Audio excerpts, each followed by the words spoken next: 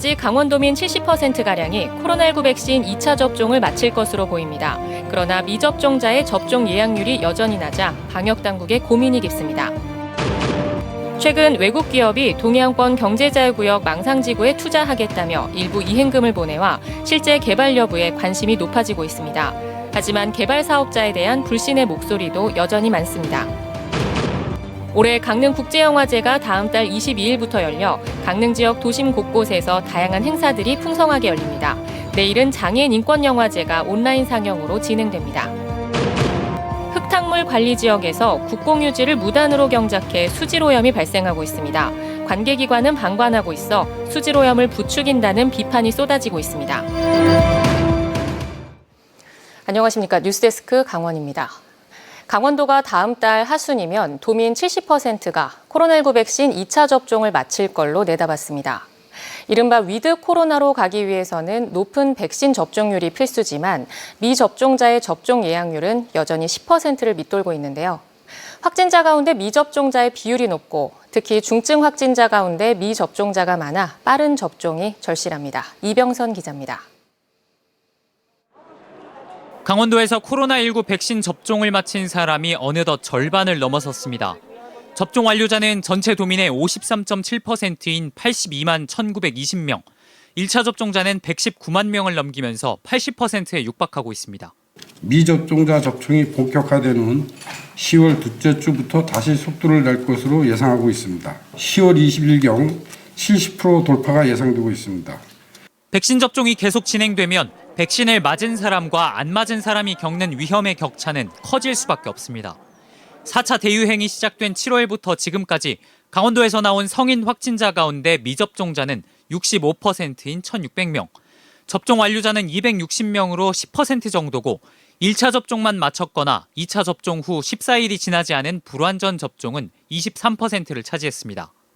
미접종자와 접종 완료자는 표면적으로는 6배의 차이지만 중증으로 진행된 비율에서 또다시 벌어집니다.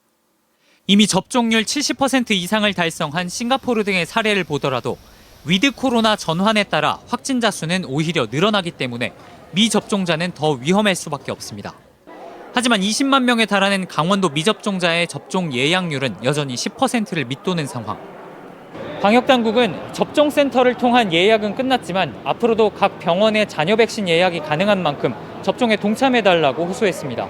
MBC 뉴스 이병선입니다. 강원도 내 코로나19 신규 확진자가 닷새 만에 다시 40명대로 증가했습니다. 강원도에 따르면 오늘 오후 6시 기준 코로나19 신규 확진자는 12개 시군에서 42명이 추가돼 25일 이후 닷새 만에 다시 40명대로 늘었습니다. 지역별로는 원주 17명, 태백 8명, 강릉 4명, 춘천, 동해, 양양 각각 2명이 발생했고 속초, 삼척, 횡성, 평창, 화천, 양구에서도 각각 1명씩 발생했습니다. 태백시는 기존 확진자의 접촉자 등 지역 감염이 이어져 내일부터 사회적 거리두기 단계를 3단계로 격상하기로 했습니다. 강원도 내 누적 확진자 수는 6,479명으로 늘었습니다. 삼척시가 다음 달 5일부터 정부 국민지원금을 못 받는 시민들에게 25만 원을 지급하기로 했습니다. 대상 시민은 5,695명으로 전체 삼척 시민의 9%에 해당하며 모두 14억 3천여만 원의 예산이 투입됩니다. 이번에 지급받는 시민은 지류형 지역화폐인 삼척사랑 상품권으로 받게 됩니다. 지급 대상자는 다음 달 5일부터 29일까지 주소지 읍면동 행정복지센터에 직접 방문해 신청하면 됩니다. 한편 삼척 외에도 정선, 인제, 철원, 화천, 양구에서도 정부 지원금 대상에서 빠진 주민들에게 자체적으로 지원금을 주기로 했습니다. 강원도 교육청이 2022학년도 대학 수학능력 시험을 앞두고 본격적인 준비체제에 들어갑니다. 도교육청은 오는 5일부터 수능 준비 상황 시험장 점검을 시작으로 시험장 학교 방역 합동 점검 등을 벌여 11월 18일 수능 시험을 차질 없이 준비하겠다고 밝혔습니다. 올해 도내 수능 응시자는 지난해보다 170명 늘어난 12,500명으로 춘천과 원주, 강릉 등의 51개 시험장에서 진행됩니다. 개발 사업이 지지부진한 동해안권 경제자유구역 망상지구에 최근 외국 기업이 참여 의사를 밝히고 투자금까지 송금했습니다. 경자구역청은 사업성이 입증되고 있다며 동해시의 전향적인 자세를 요청하고 있는데 동해시는 의혹 해소가 먼저라며 선을 그었습니다. 김영호 기자가 보도합니다. 지난달 말 필리핀의 재계 13위 기업인 LCS그룹이 망상 1지구 개발에 참여하겠다며 동해안권 경자구역청과 투자 양해각서를 체결했습니다.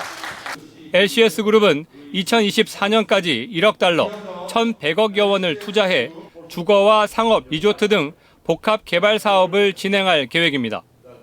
양해각서 체결 한 달여 만에 대한무역투자진흥공사에 외국인 직접 투자금 1억 달러를 신청하고 망상 1지구 개발 사업 시행 업체에게는 100만 달러를 송금했습니다. 동해안권 경자구역에 외국인 투자가 유치된 것은 지난 2015년 캐나다 던디그룹 이후 6년여 만입니다. 경자구역청은 망상 1지구 개발 사업의 걸림돌이었던 자금력 문제가 이번 외국인 투자 유치로 해소됐다며 동해시의 행정 절차 진행을 요청했습니다. 1지구의 도시계획 심의가 이루어질 수 있도록 동해시하고 적극적으로 협력할 거고 동해시 측에서도 이제 투자자들을 확보한 만큼 전향적으로 의사결정을 해주셨으면 하는 바람입니다. 경자구역 망상 1지구 사업은 1년 가까이 도시계획 심의가 진행되지 않으면서 사업 추진이 중단된 상태입니다. 동해시는 망상지구 개발에 대한 간절한 바람을 가지고 있지만 영세한 개발 사업자에 대한 불신 등 의혹 해소가 선행돼야 한다는 입장입니다. 지역사회에서 어떤 개발 사업자 선정에 대한 의혹을 제기했고 그다음에 개발 계획에 대한 문제를 제기했기 때문에 그런 문제들을 먼저 해소하거나 규명하는. 동해시가 투자 유치와 의혹 해소를 분리해서 보자고 밝히면서 망상 1지구 개발 사업의 판도가 쉽게 바뀌기는 어려운 상황입니다. MBC 뉴스 김영호입니다. 흙탕물 발생의 주요 원인 중 하나가 바로 고랭지밭입니다. 그런데 흙탕물 관리 지역 내 국공유지에서 무단으로 경작이 이루어지고 있고 땅 소유주인 정부와 지자체가 이를 방치해 수질 오염을 부추기고 있다는 지적입니다. 조성식 기자입니다. 해발 600m 이상의 왕치산 자락, 가파른 경사에 조성된 고랭지밭에 배추를 경작하고 있습니다. 그런데 이 땅은 지적공부상 지목이 임야인데 실제로는 밭으로 사용 중입니다. 게다가 소유지인 정성군의 허가도 받지 않고 농사를 짓고 있는 겁니다. 소하천 바로 옆 고랭지 무밭도 마찬가지입니다. 국토교통부 소유의 하천부지에서 몰래 경작이 이루어지고 있습니다. 불법 경작을 하고 있는 것도 문제지만 이곳에서 발생한 흙탕물이 바로 옆 하천으로 유입되고 있다는 겁니다. 아무래도 무허가로 경작을 하시다 보면 경작 과정에서 이제 흙탕물이 많이 발생이 되기 때문에 그런 것도 이제 하천에 유입되면 이제 수질 악화를 일으킬 수 있습니다. 최근 원주지방환경청이 고랭지밭이 밀집한 강원도 내 오염원 관리지역 안에 국공유지 98개 필지를 조사한 결과 절반가량인 45개 필지 5만 5천 제곱미터 규모의 땅에서 불법 경작이 확인됐습니다. 허락 없이 임야와 하천 부지를 밭으로 바꾼 것도 모자라 대부분 밭두가 하나 없이 경작을 하고 있어 흙탕물 발생에 따른 수질오염이 우려되는 상황이지만 정부와 지자체는 별다른 관심이 없습니다. 적발한 불법 경작지에 대해서 소유주인 소유기관이나 관계기관에 일단 통보를 해줘서 변상금 부과라든지 그리고 아니면 원상복구 명령이라든지 이런 걸 내릴 수 있도록 좀 할 예정이고요. 원주지방환경청은 1,500억 원에 달하는 예산을 들여 10년 넘게 흙탕물 저감 대책을 이어오고 있습니다. 하지만 사유지 관리도 어려운데 국공유지까지 부담을 더하면서 이러한 비용과 노력을 밑빠진 독에 물 붓는 격으로 만들고 있습니다. MBC 뉴스 조성식입니다. 올해로 3회째를 맞는 강릉국제영화제가 코로나19라는 터널을 지나 일상을 회복하는 축제 실험장이 될 전망입니다. 철저한 방역을 최우선으로 강릉 도심 구석구석이 극장이 되고 만남의 장으로 마련됩니다. 또 누구도 배제되지 않고 어울리는 세상을 주제로 장애인 인권 영화제도 열립니다. 박은지 기자입니다. 책장을 넘겨 다음 장으로 3회를 맞은 강릉국제영화제에 대해 김동호 이사장은 개최 자체가 올해의 메시지라고 설명했습니다. 과거나 현재의 어려움에 움츠려 있지 말고 다음 단계로 도약하자는 주제를 담아 촉박하게 준비했던 첫 해와 코로나19로 일정이 대폭 축소됐던 지난해를 지나 일상을 회복하고 미래를 내다보는 시험대이자 출발점으로 마련됐습니다. 강릉국제영화제는 작년에도 그랬고 올해도 온라인을 지향하고 그 오프라인으로만 그래서 관객이 극장을 찾아서 영화를 보는 그러한 영화제를 지향합니다.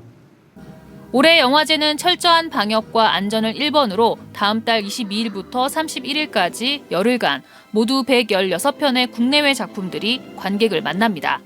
개막작은 미국에서 제작된 초현실 배경의 로맨스 판타지극 스트로베리 맨션이 선정됐고 국제 장편 경쟁 부문에는 모두 10편이 본선에 진출했습니다. 강릉의 인문학 자산을 내세운 영화제답게 영화와 문학 부문에 프랑스의 대표적인 작가, 영화 제작자인 조르주 페렉 특별전과 여성 서사, 원작의 발견 등이 마련됐고 영화제의 다보스 포럼을 꿈꾸는 강릉 포럼에는 세계 주요 영화제 수장들이 참석해 코로나 시대 가속화된 극장의 위기와 미래 비전, 연대 방안을 모색합니다. 지역 섹션, 제작 지원작 등을 통해 지역 기반을 강화하고 시민 참여 확대를 위해 영화제의 공간도 확대됩니다. 강릉 아트센터를 중심으로 했던 지난 영화제와 달리 강릉 대도호부 관아와 작은 공연장 단, 명주 예술마당 등 다양한 공간이 영화제의 중심 무대로 활용됩니다. 명주 예술마당에서 시작해서 강릉 대도호부 관아를 지나서 월화거리까지에 이르는 약 1.2km 정도로 알고 있는데요. 그 거리가 영화제 기간 동안에는 모든 행사와 영화 상영이 이루어지는 주요한 공간이 되겠습니다. 화려하진 않지만 함께 사는 세상을 고민하는 작은 영화제도 열립니다. 우리 지역에 살고 있는 장애인들이 직접 바라본 현실을 담은 강릉 장애인 인권영화제는 문턱 하나도 넘기 힘든 벽이 되는 어려움 등을 담은 4개 작품이 온라인으로 공개됩니다. 조그마한 10cm의 턱만 이제 엄쓰면 충분히 왔다 갔다 할 수 있는데 그걸 왜 굳이 이렇게 만들어서 이제 장애인뿐만 아니라 이제 노약자분들도나 아니면 유모차. 코로나라는 터널 속에서 어둠을 지나 일상의 빛으로 나아가려는 시점에서 수많은 이야기를 담은 영화의 향연이 강릉의 가을을 풍성하게 수놓을 것으로 기대됩니다. MBC 뉴스 박은지입니다.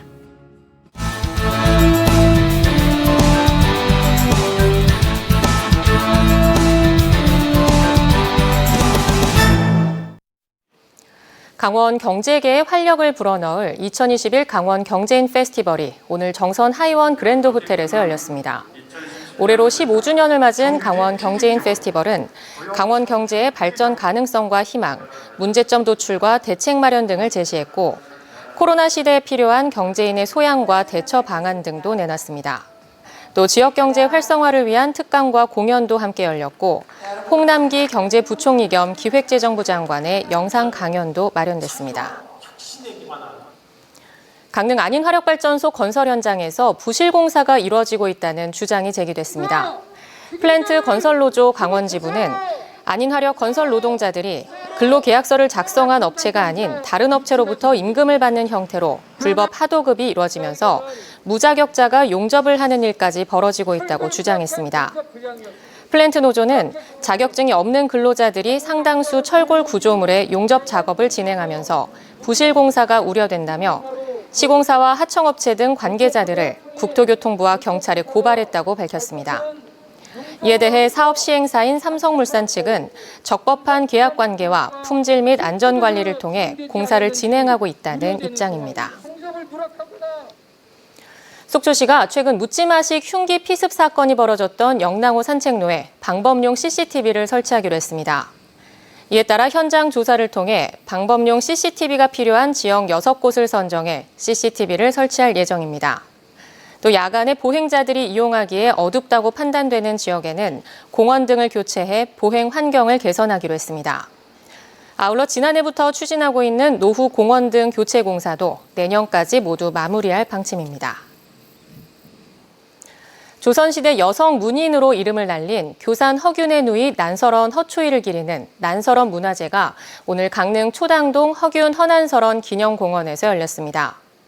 올해로 23회째를 맞는 난설원 문화제에서는 개막식을 시작으로 난설원 전국 시문학상 시상식이 진행돼 난설원의 문학혼을 기리는 자리가 펼쳐졌습니다. 또 난설원과 관련된 사진전과 시작품을 전시해 난설원의 문학과 어를 기리는 계기도 마련됐습니다. 한편 올해 난설원 문화재 시문학상 수상작으로 시인 김혜자의 버버리곡군이 선정됐습니다. 강원도가 아프리카 돼지열병 확산을 막기 위해 겨울철 야생 멧돼지 집중 포획을 펼칩니다. 강원도는 내년 3월 말까지 동절기 야생 멧돼지 집중 포획 기간을 설정해 ASF 차단막을 설치하는 한편 수렵 인력을 900여 명으로 확대해 집중적인 포획에 나서기로 했습니다.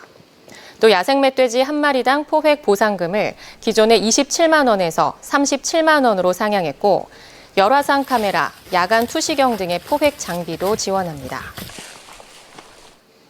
강릉 옥천동 도시재생 뉴딜 사업의 랜드마크인 구슬샘 문화창고가 개관 기념 전시회를 내일부터 개최합니다.